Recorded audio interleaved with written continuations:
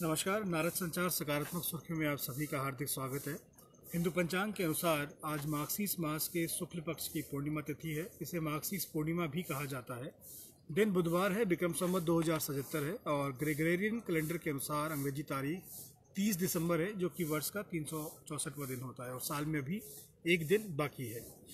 30 दिसंबर के इतिहास की अगर हम बात करें तो आज ही के दिन भारतवासियों के लिए बहुत ही खास दिन है, क्योंकि 30 दिसंबर 1943 को नेताजी सुभाष चंद्र बोस ने पोर्ट ब्लेयर में आज़ादी का झंडा फहराया था।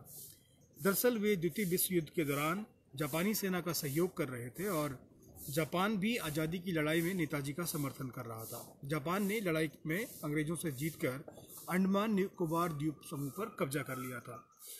और इसरो की स्थापना करने वाले वैज्ञानिक विक्रम साराभाई की आज पुण्यतिथि है।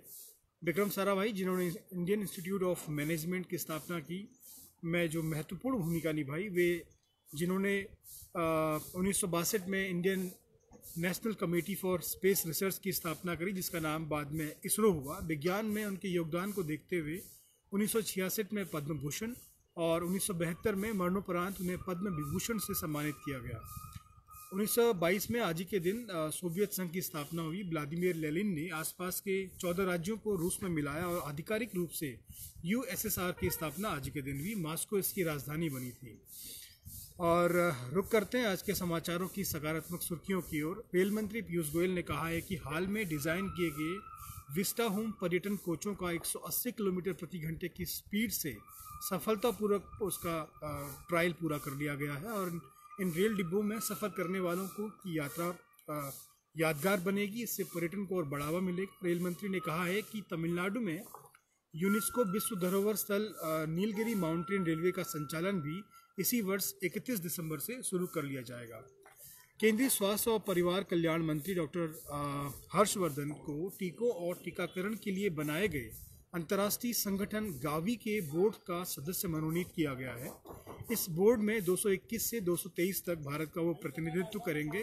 गावी बोर्ड विश्व स्तर पर टीकाकरण कार्यक्रम की निगरानी और क्रियान्वयन करता है। साथ ही केंद्रीय मंत्री डॉक्टर हर्षवर्धन ने लेह में देश के सबसे ऊंचे क्षेत्र पर बने मौसम केंद्र का वर्चुअल माध्यम से उद्घाटन किया है।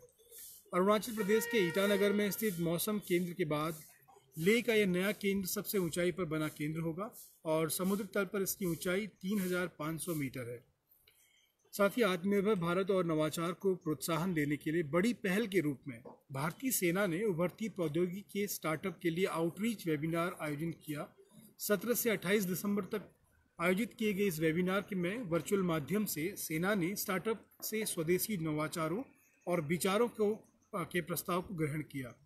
दिल्ली सरकार सरकारी स्कूलों में मिड डे मील योजना के अंतर्गत अगले 6 महीनों के लिए राशन उपलब्ध कराने वाली है। और दरअसल राष्ट्रीय राजधानी में मुख्यमंत्री अरविंद केजरीवाल ने स्कूली छात्रों को यह किट वितरण करने के अवसर पर उन्होंने कहा कि उनकी सरकार बच्चों के संपूर्ण पोषण सुनिश्चित करने के लिए प्रतिबद्ध है।